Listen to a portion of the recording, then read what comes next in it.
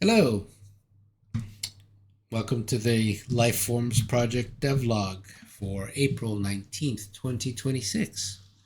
And it's been about 4 weeks since my last update. And in that time, I've been working on the prey side of a dynamic predator prey system. And I say dynamic in that none of it is scripted, it's all based on fam- solo and family defense layers, as well as failure state. Because at least my philosophy in building this is that there's no direct control, there's influence. The player influences our main character.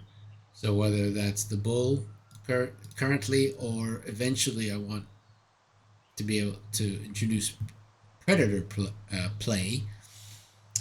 But the goal here isn't a traditional game loop. It's a system where the player influences outcomes, but never directly controls the animals. So everything you're about to see here is driven by behavior, pressure, instinct, and not scripted outcomes. So right now, he's bonded with his mate. The herd is aware, and the player is also aware of the predators in the area. And the pressure builds by distance from the herd. Oh, we just got a little baby.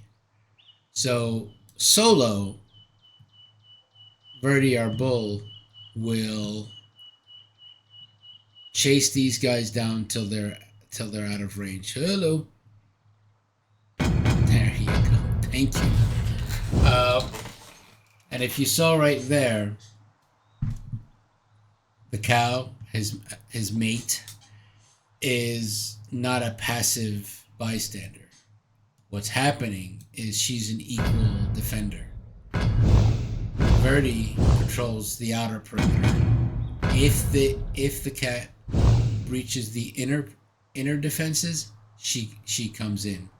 And as a last ditch effort, and it failed. As a last ditch effort, the calf tries to get out of the way, and as you saw right there, it's not always successful. One cat is manageable. I've found when the second cat arrives, that calf gets more often than not. Oh, okay, so there you go. Its last ditch effort, or the last defense, is a dodge, trying to get out of the way. Right now, the predator is just, I will stalk the most vulnerable. See, he needs to be going faster than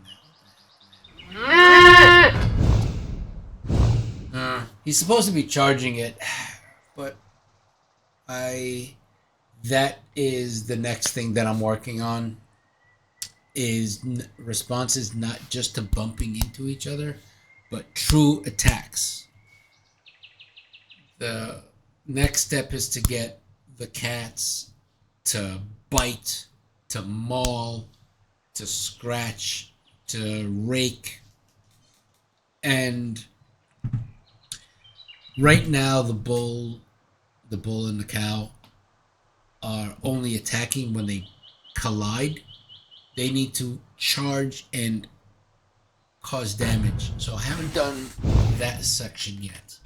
Each side is going to damage the other, and that is going to be factored into a risk versus reward for the predators.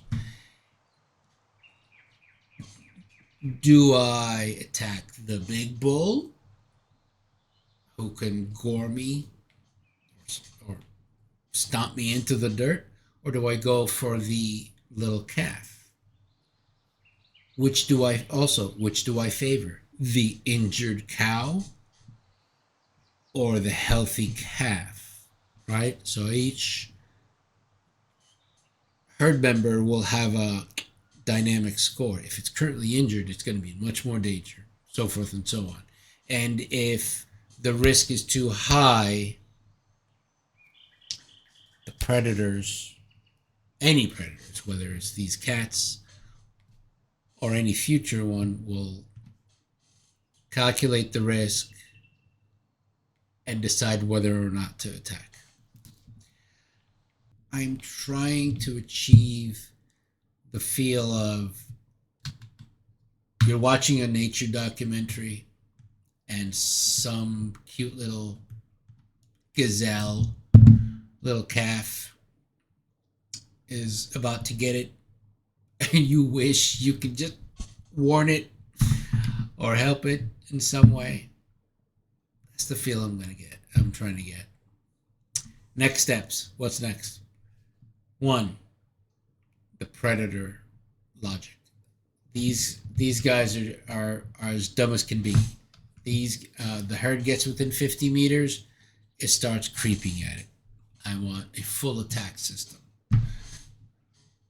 Prowl, hopefully, crouching, stalking, and a couple of attacks, at least maul and bite. That'll introduce accumulated damage to everybody. And then we can start working on the risk reward. Secondly, and I had this idea earlier today, frankly, so it's nothing, is that once the saber-tooths are introduced, throw an apex predator in there. You can fend off a saber-toothed cat that's smaller than you. However, I would like to start thinking about putting an insurmountable challenge, at least for a bull, is a rare encounter with a bear. You might survive it, and you may not. Our herd's job is to survive this encounter. They won't kill it. They not in a pair, only a pair. So our little family is about to meet somebody they'd rather not. But that's farther down the roadmap than we are right now. First priority is the cats. So this has gone a little too long, so I apologize. So it's still a little early, but the goal is pretty clear.